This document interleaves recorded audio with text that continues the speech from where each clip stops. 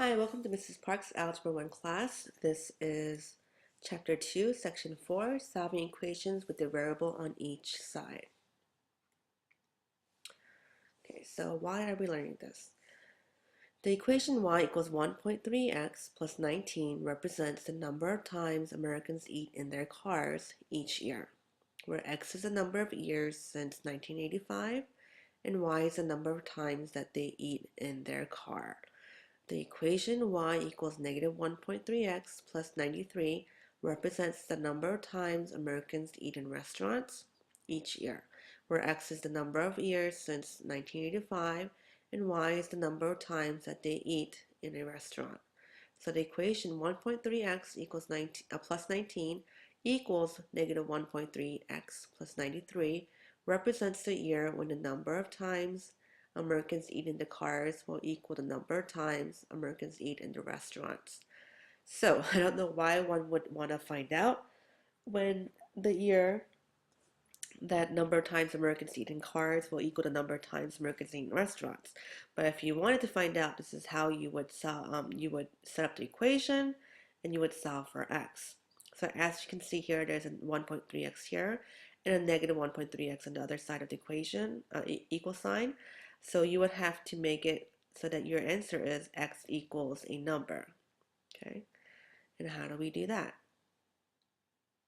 So when you have variables on each side, in order to solve an equation that has variables on each side, you use the addition or subtraction property of equality to write an equivalent equation with the variable terms on one side. Okay, so all that, what that means is, here's the original equation, 2 plus 5x equals 3k, 2 plus 5k equals 3k minus 6. Okay, so you're subtracting the 3k on the right side because you want your answer to look like k equals a number. Okay, so right now there's a k here and there's another k here.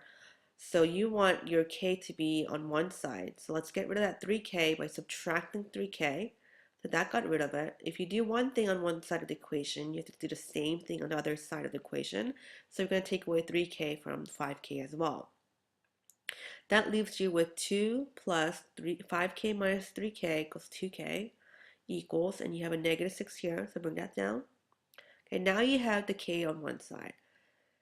Now we're going to eliminate the 2 by subtracting 2 on each side. That's gone. So 2k comes down. Negative 6 minus 2 is negative 8.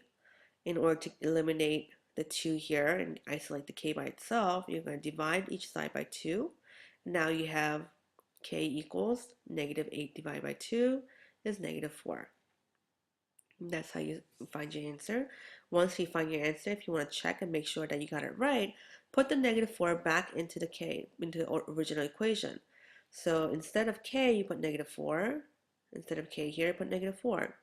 So 2 plus 5 times negative 4, and then 3 times negative 4 minus 6. Does that equal each other? It's negative 18 and negative 18. So yes, then that means you did your question right. Okay, so here's your turn numbers 1A through 1D. Okay, so number 1A, you have 3W here and a 7W here. You can take away 7W on each side, but I would rather take away 3W on each side so that I don't have to work with negative numbers. And then once you have your answer, write W equals your answer. Okay. 1B, you would add 7A on each side, okay, and then eliminate the 2 and find your answer there. Okay, same goes for fractions. So you have 1 over 2x, or x divided by 2, same thing, and you have 1/4 x here. So eliminate by taking away one of them on each side. Okay, so pause the video and come back when you're done. Okay, welcome back.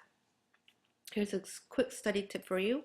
Solve an equation. If you may want to eliminate the terms with a variable from one side before eliminating a constant.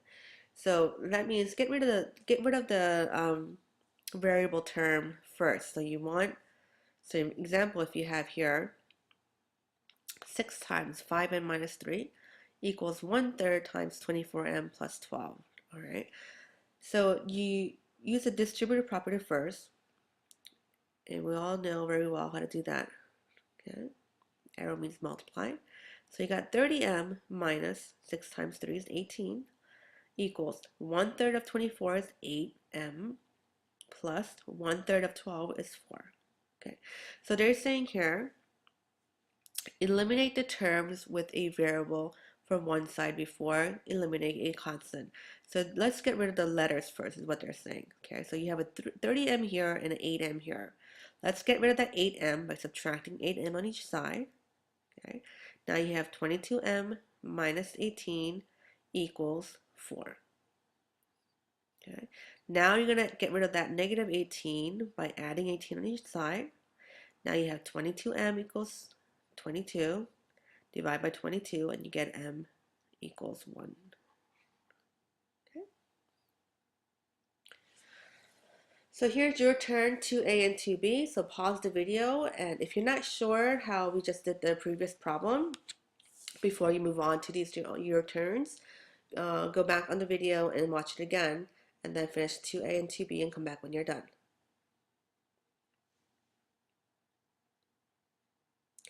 Okay, well, welcome back.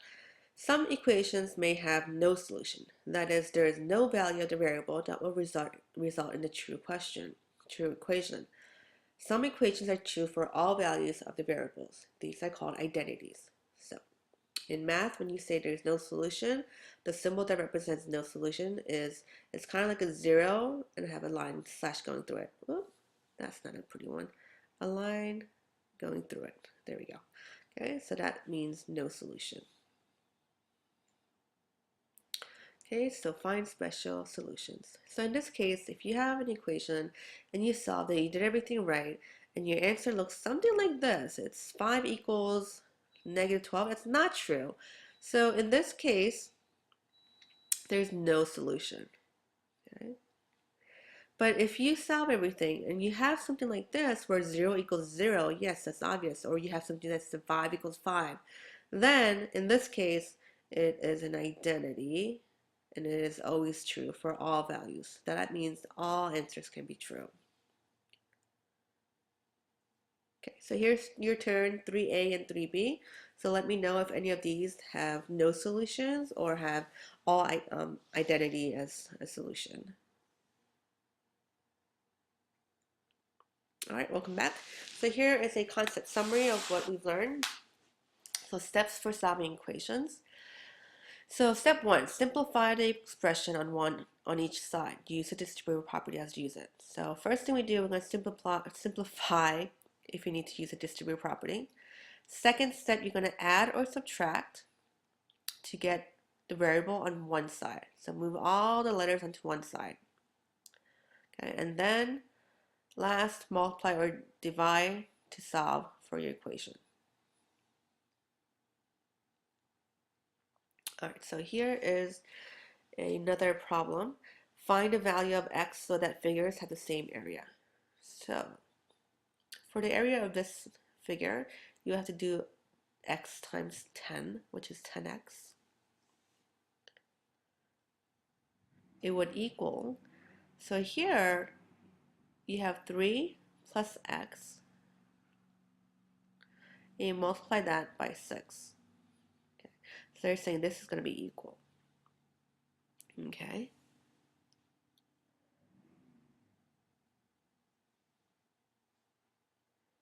And if we solve for x, you have here 10x equals 6 times 3 is 18, plus 6 times x is 6x. What you do next is you're going to eliminate the 1 with the variable so that you have the term with the variable on one side. 10x minus 6x is 4x equals 18. Divide by 4, and you have x equals 4.65. 4.5. Okay.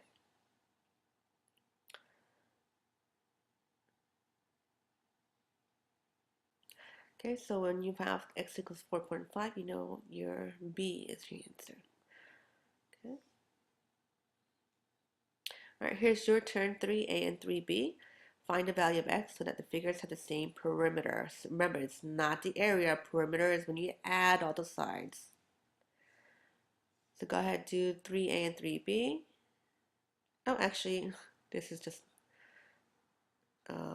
3. So forget the a and b, it's just number 3. And when you're done with this slide, then you are done with your homework. So make sure you put that away and make sure that you hand it in for your credit for your homework. Thanks for watching.